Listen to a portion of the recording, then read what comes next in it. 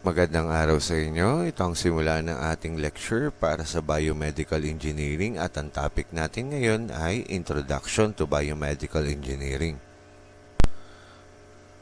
So ano ba ang Biomedical Engineering? Ito ay isang kurso kung saan ina-apply ang mga prinsipyo ng engineering sa medisina at biology para sa mga layunin pangkalusugan. Ito ay ang pag-aaral ng mga biological system. So ibig sabihin, when you merge biology, medicine and engineering, we create biomedical engineering. So kung titignan mo, napakalawak ang sinasaklaw ng kursong ito dahil napakaraming science and mathematics na dapat pag-aralan para maintindihan ng kursong ito. Okay? Now, let us discuss the historical perspective ng biomedical engineering. So, yung engineering discipline ay na-develop noong post-World War II. Tapos, noong 1940s, na-invento ni William Kolff yung kidney dialysis. Tapos, noong 1940s and 50s din, na-develop naman ni Jonas Salk yung polio vaccine. At si Charles A. Hownagel noong 1952, nakapag-develop siya ng artificial heart valve. Tapos nagkaroon din tayo ng first external cardiac pacemaker noong 1958. So ito yung mga itsura ng mga na-imbento na yon during that time.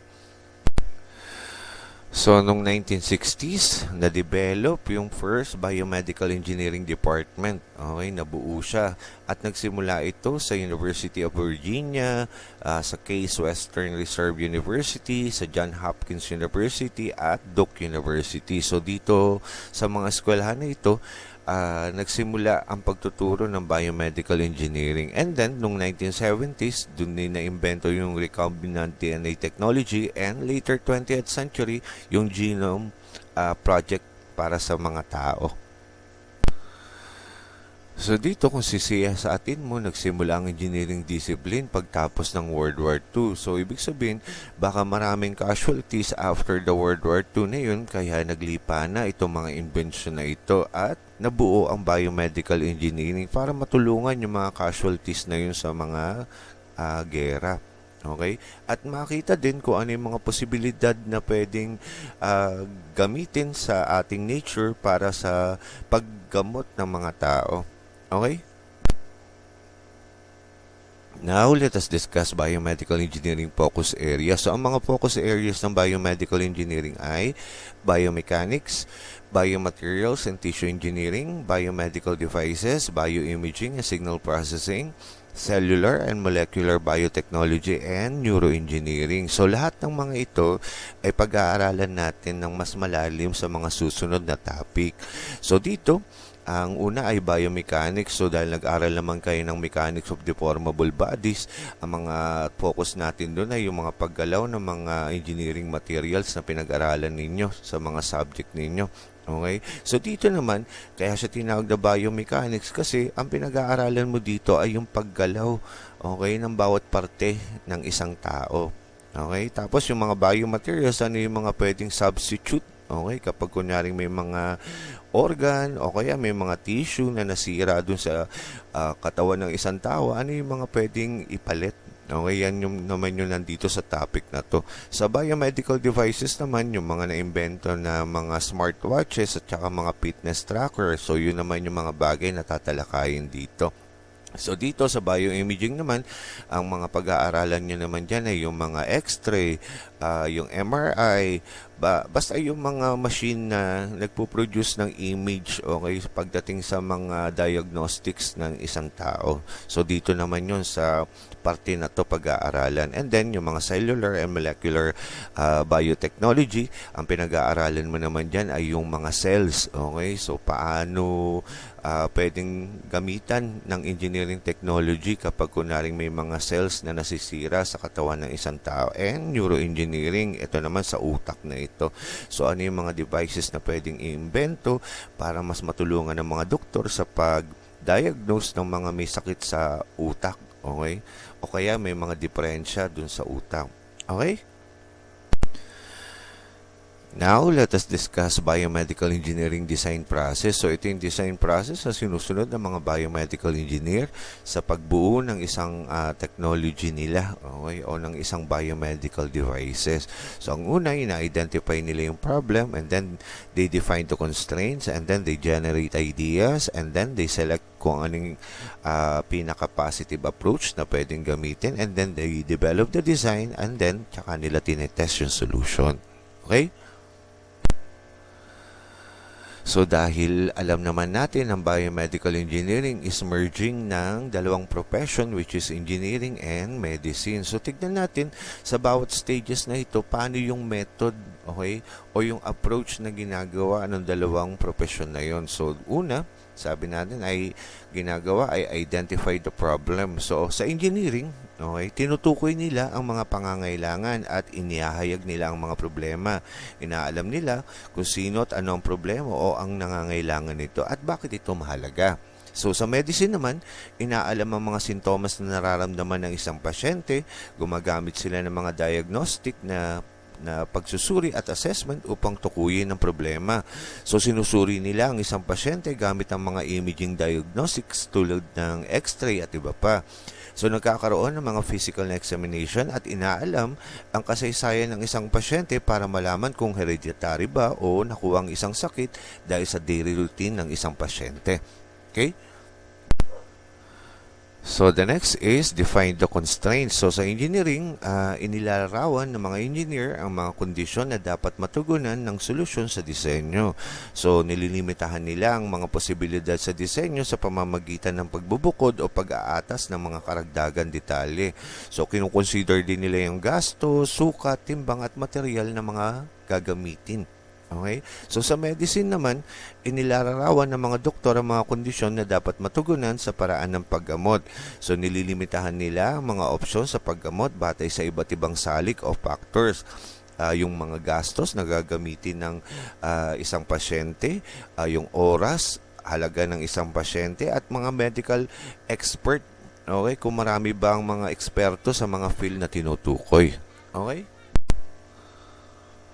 So the next stage is generate ideas. So sa engineering, nagbe-brainstorming ng mas maraming solusyon sa problema at pinag-aaralan ng mga kasalukuyang solusyon at tinutukoy nila ang mga aspeto ng mga umiiral na solusyon na maaaring magamit o mapabuti and research o pananaliksik.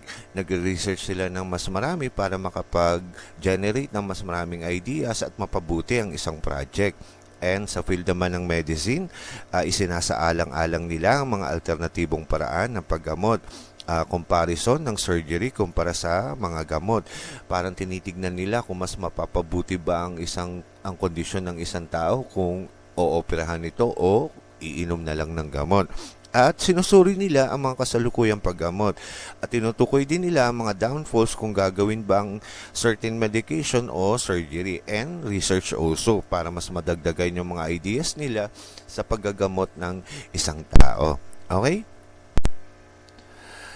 So the next stage is select approach. So sa engineering, inilalarawan nila ang mga pakinabang at disadvantage ng lahat ng posibleng solusyon at tinitiyak nila na ang mga pamantayan sa disenyo at mga hadlang ay natutugunan at tinutukoy din nila ang pinakamainam na diskarte. Sa medicine naman, inilalarawan nila ang mga panganib at benepisyo sa bawat opsyon sa paggamot at tinitiyak nila na ang mga plano ng paggamot ay angkop para sa diagnosis ng isang pasyente at tinutukoy din nila ang pinakamainam na plano sa paggamot. Okay? So, sumunod na stage ay develop design. So, sa engineering, pina-finalize nila ang mga approach batay sa mga detalye ng problema at binubuo nila yung mga function ng isang disenyo at struktura at bumuo at gumawa ng isang prototype at gumawa ng isang simulation. So sa field naman ng medicine, pina-finalize nila ang mga approach batay sa mga detalye ng pasyente. Gumagawa sila ng serye ng paggamot at nagde-design ng device na naayon sa pasyente at bumubuo ng mga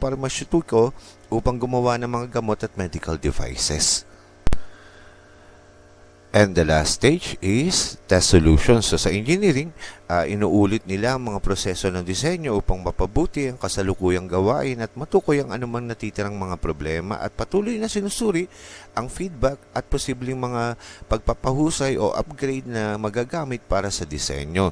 So sa field naman ng medicine, gumagawa sila ng mga clinical trials upang matukoy ang anumang karaniwang mga depekto o panganib na nauugnay sa isang paggamot at mga follow-up sa isang pasyente pagkatapos ng paggamot upang matiyak ang matagumpay na therapy sa isang pasyente. Okay? Now, let us discuss the ethics or morals from the Biomedical Engineering Society o BMES Code of Ethics. So, ang una na dito ay professional obligation. So, gumagamit ng kaalaman, kasanayan at kakayahan para mapahusay ang kaligtasan, kalusugan at kapakanan ng publiko at magsikap sa pamamagitan ng pagpuno ng mga kaalaman upang mapataas ang kakayahan, prestige at karangalan sa propesyon ng BME. And sumunod ay healthcare obligations. So isinasaalang-alang ang responsibilidad at karapatan ng mga pasyente, kabilang ang mga confidential at privacy nito bilang kanilang pangunahing alalahanin. At isinasaalang-alang ang mas malaking problema na kaakibat ng kanilang trabaho patungkol sa gastos at paghahatid ng pangangalagang pangkalusugan. And the last obligation is research obligation. So, ganap na sumunod sa legal, ethical, institutional, pamahalaan at iba pang naaangkop ng mga alituntunin sa pananaliksik na ginagalang ang mga karapatan ng bawat concern at pagpapatupad ng mga responsibilidad ng mga kasamahan nito, mga tao at hayop at sayentipiko at pangkalahatang publiko. Sumunod ay i-publish o ipakita ang wasto na nakredit na mga resulta ng pananaliksik ng tumpak at malinaw. Igalang ang responsibilidad ng isang BME, hindi lamang na sanayin ang mga mag-aaral ng BME sa wastong profesional na pagsasagawa ng mga resulta ng pananaliksik at pag-publish at panatilihing libre ang mga paraan ng pagsasanay at nilalaman nito upang maraming biomedical engineering ang makinamang at hindi lamang sa mga espesyal na interes ng iilan. So I guess that's it. Sana marami kayo natutunan. See you again sa susunod na lecture ng Biomedical Engineering. Hanggang sa muli. Bye-bye!